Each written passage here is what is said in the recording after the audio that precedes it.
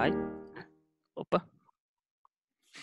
Então, eu vou falar hoje sobre esse artigo, que é de um grupo da França, no qual ele faz fotodetectores de cascata quântica para usar como na técnica de heterodyne.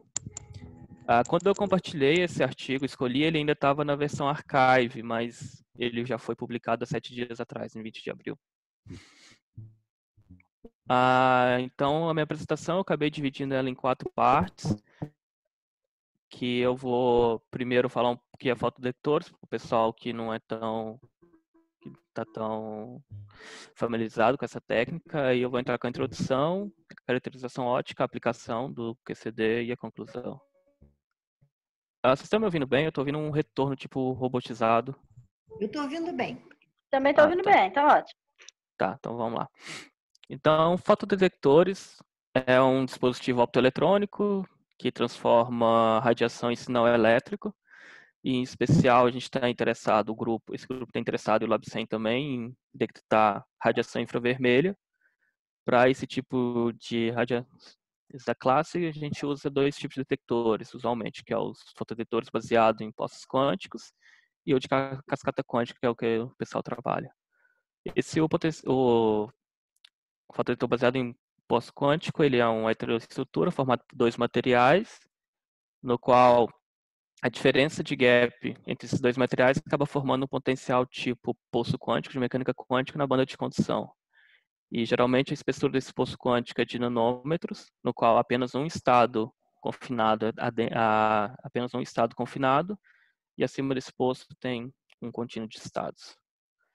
Então, para usar um poço quântico como fotodetector, a gente precisa incidir uma radiação nele. Essa radiação, esse elétron confinado, nesse estado confinado, esse elétron confinado vai absorver essa radiação e vai ser promovido para o contínuo de estados, e nele ele vai gerar uma fotocorrente.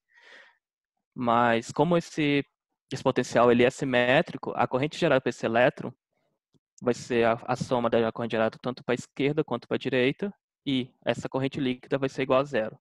Então, para isso, a gente precisa criar uma direção preferencial para os elétrons, e a gente faz isso com a aplicação de um potencial elétrico. E aí, então, a gente chama isso de modo fotovoltaico. Então, agora a gente entortou o perfil de potencial da nossa estrutura e ele vai gerar corrente, fotocorrente. A vantagem de usar Quantum Well, postos quânticos, está na facilidade da sintonização dessa energia, no qual você pode, a energia de detecção, você pode variar a largura do poço quântico, ou então a altura dele, trocando o material. A outra vantagem está relacionada com a responsividade, que é o tanto de corrente gerada pela potência incidente, que é alta. E a desvantagem é que a corrente de escuro, que é um ruído, que é uma coisa que a gente não quer, que atrapalha a nossa medida, ela é alta. Então, isso acaba fazendo que os fotodetectores de postos quânticos trabalhem em temperaturas baixas, criogênicas. Então, e a segunda classe, que é a mais nova, que é os detectores em cascata quântica. Ela também é formada por postos quânticos, mas agora é uma série de postos quânticos com largura, com espessuras diferentes, no qual você vai ter o poço quântico principal, nele vai ter 2 estados confinados, e aí então você vai ter o elétron que vai você vai promover o elétron para esse estado fundamental, para o estado excitado, ele vai tunelar para o poço quântico B, e com isso ele vai fazer a cascata quântica, que é um espalhamento tipo elétron-fono até popular o próximo poço quântico da sequência. E com isso ele vai acabar gerando fotocorrente. Essa cascata quântica ela ocorre via interação elétron-fono, e ela é maximizada quando a diferença de energia entre esses estados da cascata é igual à energia do fono óptico. Pode interromper, Osório? Claro, claro.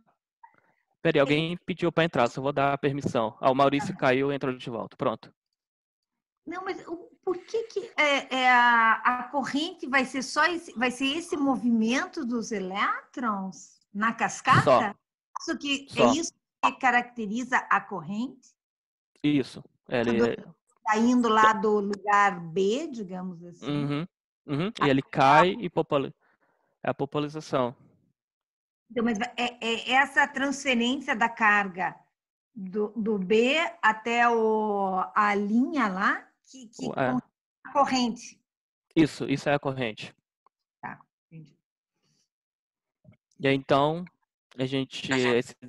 a desvantagem desse quanto detector é a energia de detecção, porque agora a gente vai estar limitado tanto com o band offset, nosso material, quanto com a espessura, porque pode acontecer que a espessura desse poço quântico da cascata quântica seja muito pequena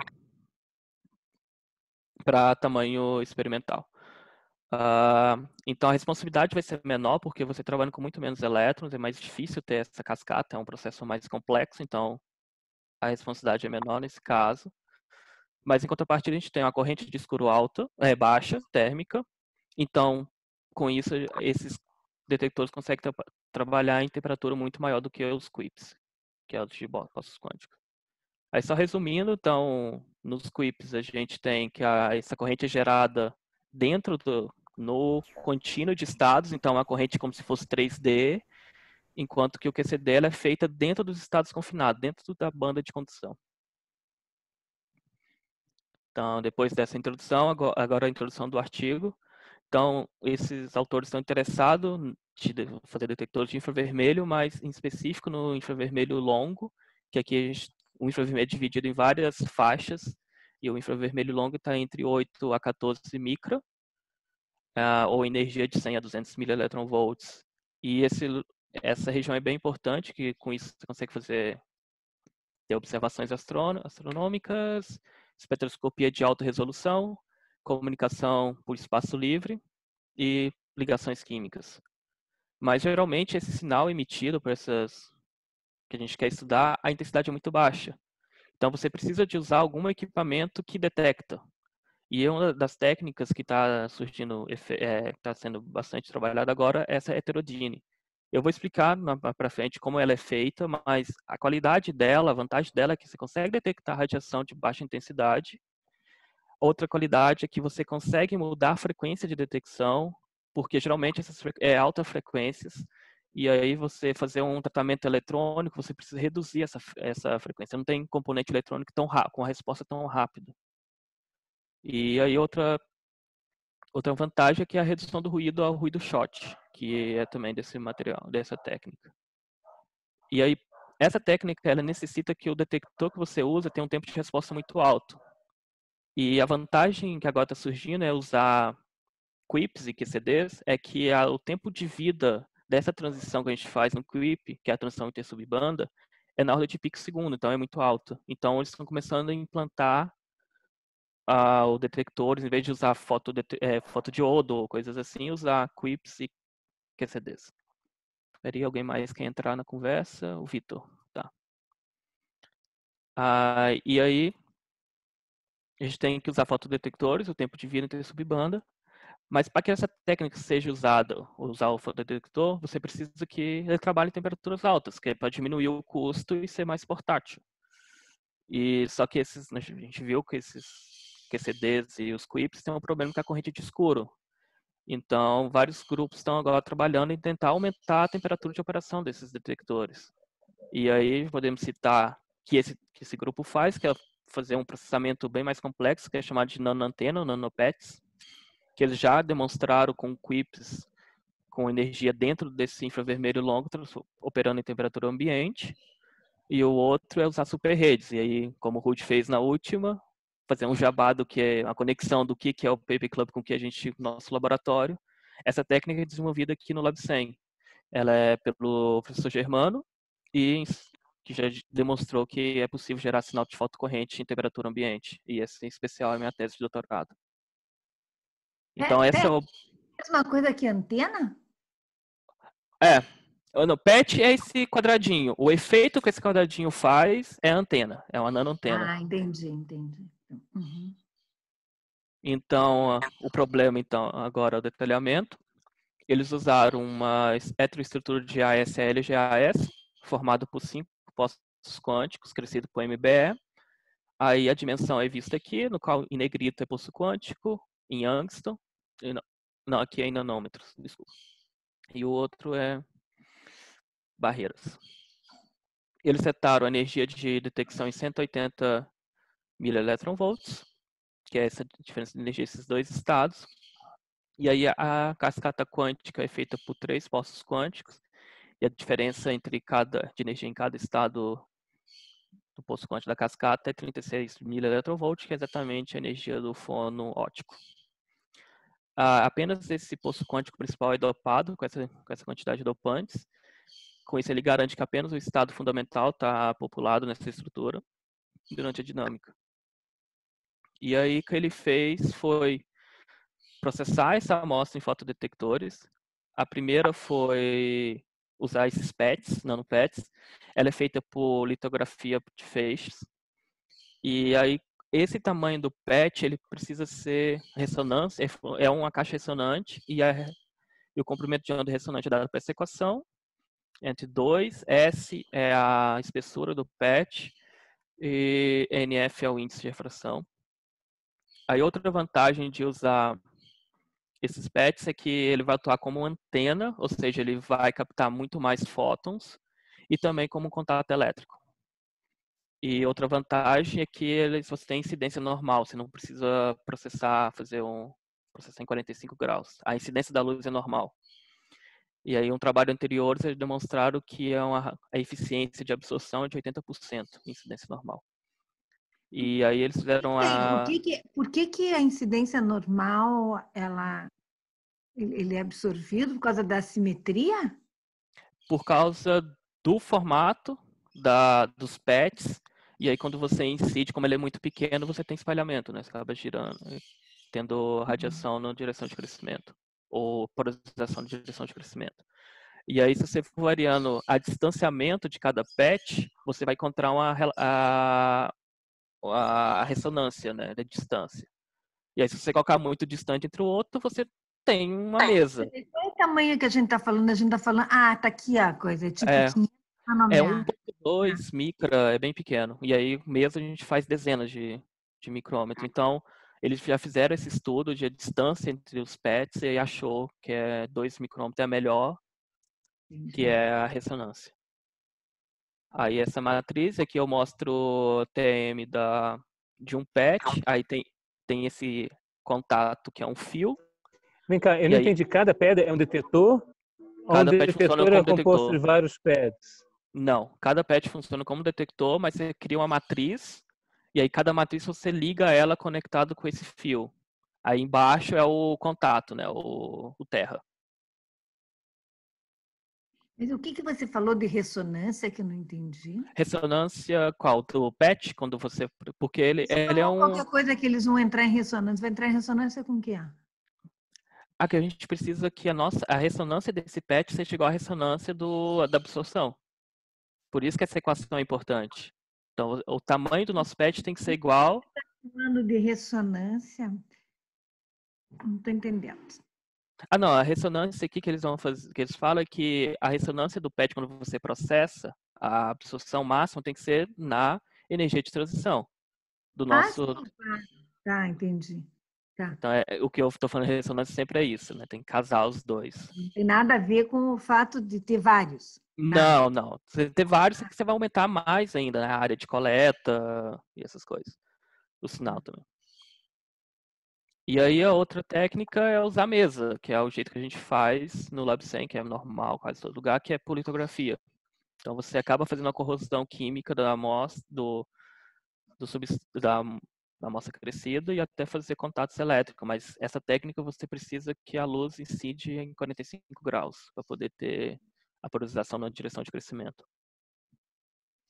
Então, a primeira parte do trabalho que eles focaram é achar o tamanho ideal desse PET, no qual a ressonância dele casa com a ressonância da transição intersubbanda. Então, eles fizeram 4 tamanhos diferentes. O que tem o tamanho do PET? Isso eu não entendo. O que tem o tamanho do PET a ver com a energia de transição? Não, porque ele vai trabalhar como ressonador, esse PET.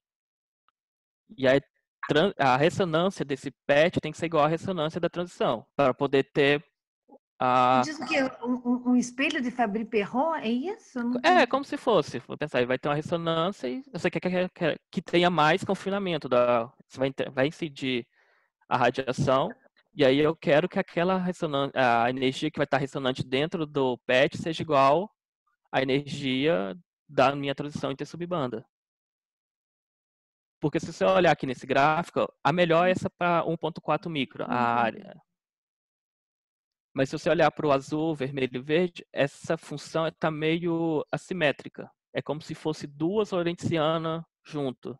Uma, que é a nossa transição, e a outra é a energia ressonante do PET, que não está sintonizada com as duas. Eu continuo não entendendo essa energia ressonante. Está ressonando com o quê? Isso eu não estou entendendo. O que é a diferença de energia lá da absorção é a energia do fóton. Todos aqui têm a mesma energia, 140 milieletronvolts. Sim, mas se você olhar, as outras Ele é maior ou menor, você já está aumentando, diminuindo a intensidade, mas a frequência de ressonância é a mesma. Então, eu não estou entendendo esse termo que você está usando de ressonância com o tamanho do PET.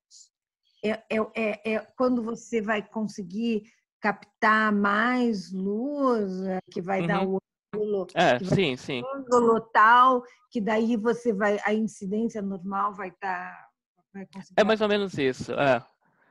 Você tem que fazer as duas casarem, né? O processamento e a transição. E aí aqui, esse vermelho é o melhor de todos, porque está completamente simétrico. Mas se olhar os outros, está meio assimétrico. Então você pode, provavelmente essa curva é formada por duas lorentzianas. Uma da transição interssubbanda, que é a maior, que é a mais evidente, e vai ter um restinho que é referente a ressonância dos PETs. Só falar uma coisa, botei uma régua aqui para medir. O vermelho ele está 1 milímetro só deslocado para a esquerda. Então, assim, não está exatamente no mesmo ponto. Provavelmente é esse pequeno deslocamento que faz ele ficar em ressonância. Mas então, o tamanho ideal do PET é 1.4 micron. A área é isso ao quadrado. Essa amplitude é o que? É fotocorrente? É a fotocorrente. E o que é o eixo Y do INSET aí? No INSET, aqui que eles fizeram é a integral. Eles querem ver qual que é o tamanho, a integral para cada... então o máximo acontece quando é 1.4. Aí eles falam que está em completamente ressonância. Tanto o PET, a frequência ressonante do PET é a mesma da frequência da transição interssubbanda. E aí essa erro é por causa da técnica. Esse que é o efeito antena? É essa ressonância? Isso. Aí a antena também vai coletar mais também, né? Que vai ter mais elétron, então vai ter o sinal. E aí esse erro aqui é só por causa da litografia de feixe de elétron, é um erro experimental. Então, depois disso, eles... Oi.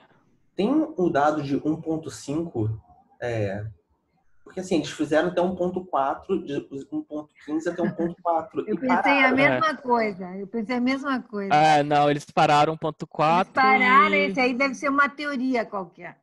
E esse vermelho é uma teoria que eles usaram por trás e conseguiram... Esse gráfico segue um padrão de lorentziana, e aí esse vermelho é esse... Mas eles não seguiram, eles pararam. E esse 1.4 já é o valor que aquela equação dá. Então, acho que só quis mostrar que a equação está certa. Não tem muito sentido. Tá, então agora passando para a caracterização mesmo desse dispositivo do QCD. Então, eles fizeram a detectividade. A detectividade é a responsividade gerada, a razão entre responsividade e ruído, aproximadamente. Então, eles fizeram a comparação entre a mesa e o PET, para ver qual que é melhor. E aí a gente vê dois comportamentos. Um para baixa temperatura e um para alta. Para baixa temperatura a gente vê que é praticamente constante. E nesse regime de baixa temperatura, a corrente ela é mais uma corrente de fundo, de background, que não varia. Então, e aí agora vai ter só um efeito de cavidade que mostrou esse aumento da detectividade para a mesa. Ou seja, ele vai coletar mais fótons. A cavidade, né? Vai confinar mais fótons e isso você vai aumentar a absorção e diretamente a responsividade vai aumentar também.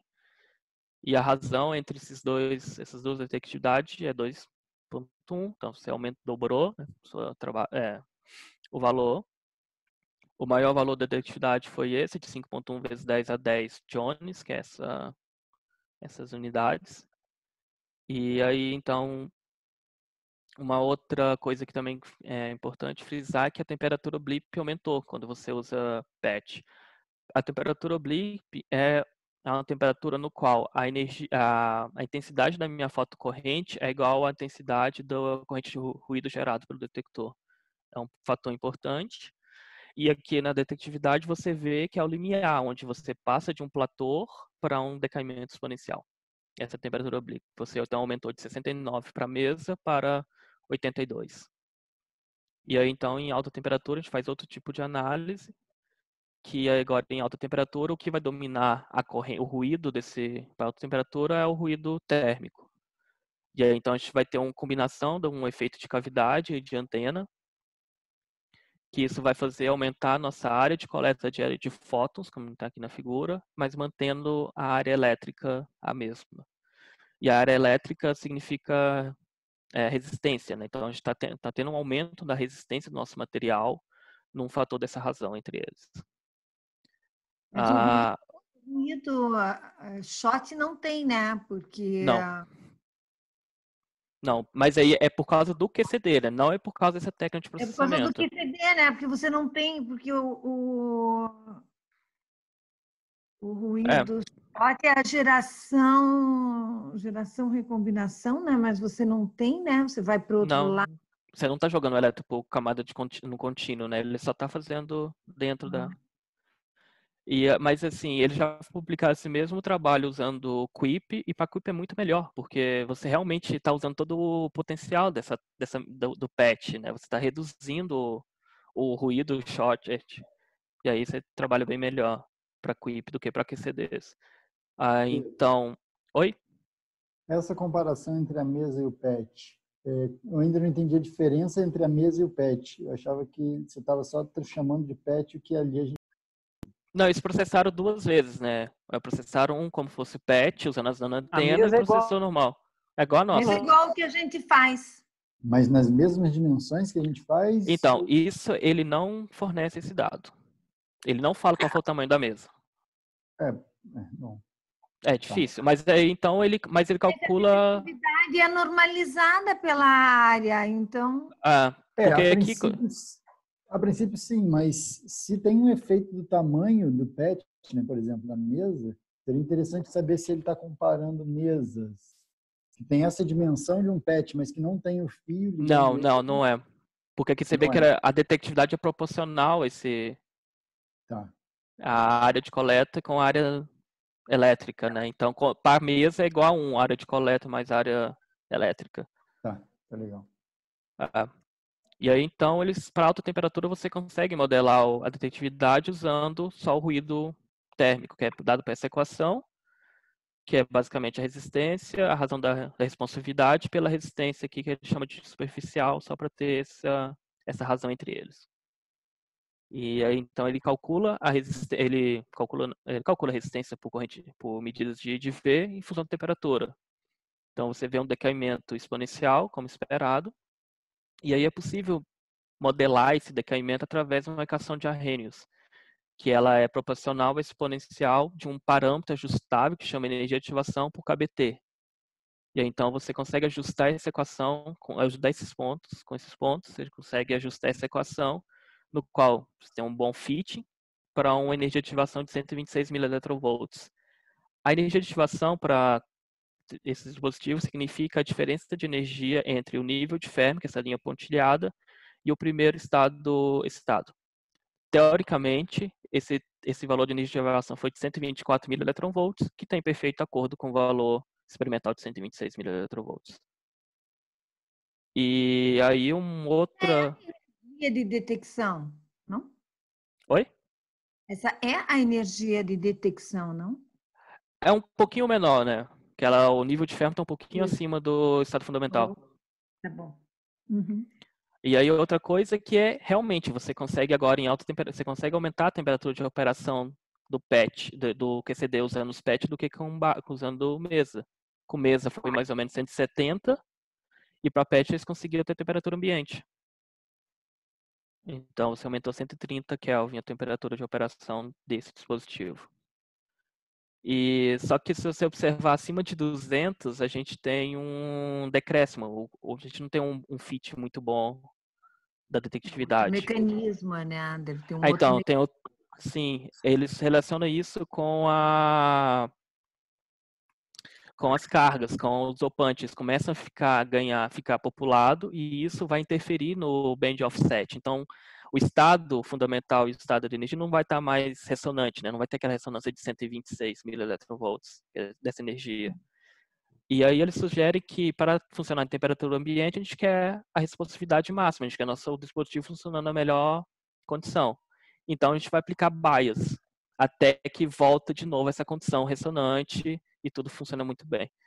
Então eles começaram a aplicar bias positivo. Positivo você está entortando na outra direção, não nessa do inset. Mas então significa que vai a zero muito rápido, porque você está saindo, você não está indo na direção preferencial do elétron, quando você aplica bias positivo.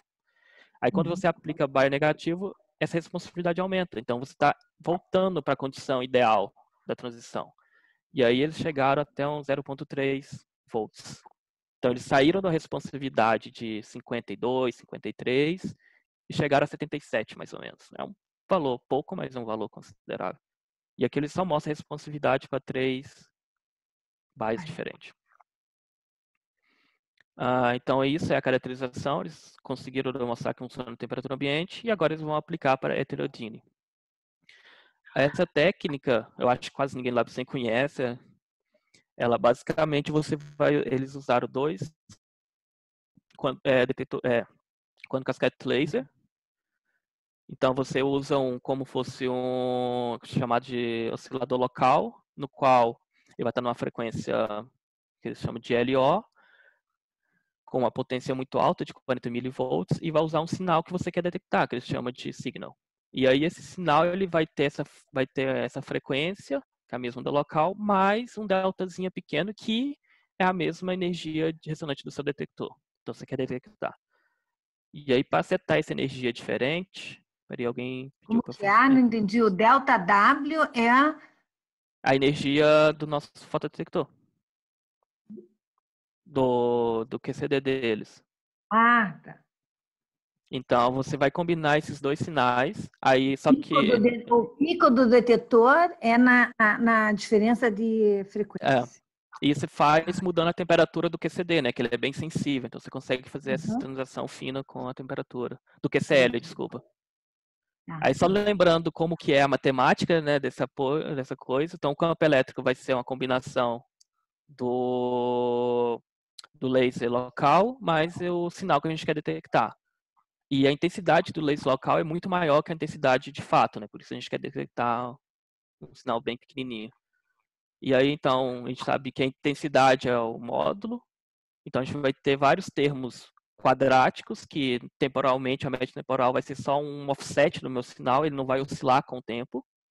E a gente vai ter dois termos. Um, que é do cosseno da diferença dessas energias, que a gente chama essa energia de heterodyne, essa frequência heterodyne, e um outro que é a soma das duas, que é uma frequência muito maior. A gente não consegue detectar essa frequência muito maior, então eles geralmente colocam um filtro de passa baixa.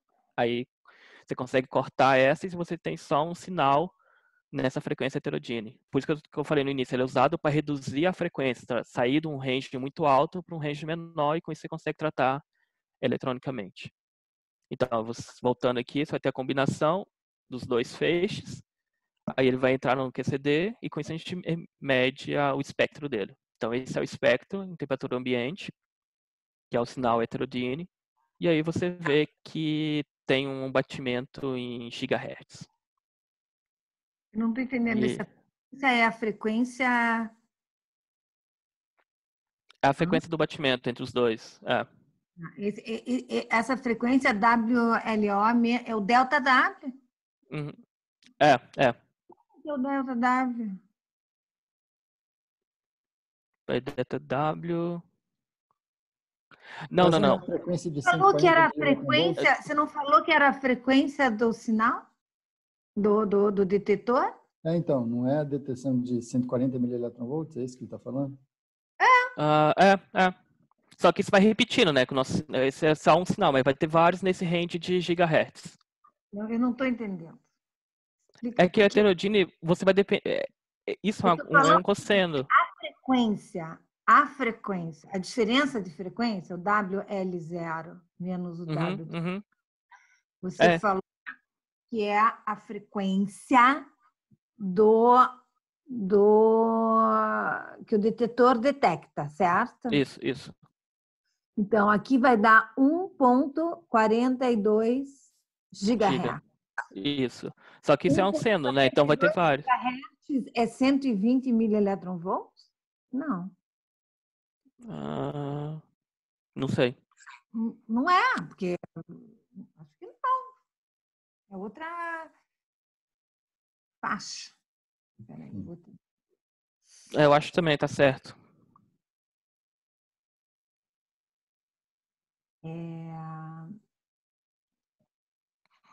Se você tem... Deixa eu ver mais ou menos. Vamos fazer essa conta. Ai, meu Deus, essa conta é chata de fazer. Eu não parei para pensar nessa conta. Peraí, 6.6, 10 a menos 34, H vezes essa frequência. 1.4, 10 a 9. Acho que está dando 6 microeletronvolts. Pois é, eu acho que é uma ordem de grandeza, eu acho, peraí. Porque terahertz é 15, falando de 200, 100 microns, assim, de onda. Acho. 10, menos 33 mais 9. Só que eu acho, Patrícia, na verdade é o seguinte, isso pode ser a taxa de repetição da medida. Isso. Isso não é a energia do fóton. Isso é a taxa de repetição da medida, ou seja, ele está pegando a frequência que a luz pisca. Ele só é capaz de medir naquela frequência mesmo, e esse aí são os pulsos que estão chegando do Isso. Isso. Ele mostra os outros depois desses. São vários, e aí dentro da rede... A luz pisca. Tá bom, então. A luz tá acendendo essa frequência é a frequência do laser. Isso. Do que não, perdão. A frequência de repetição.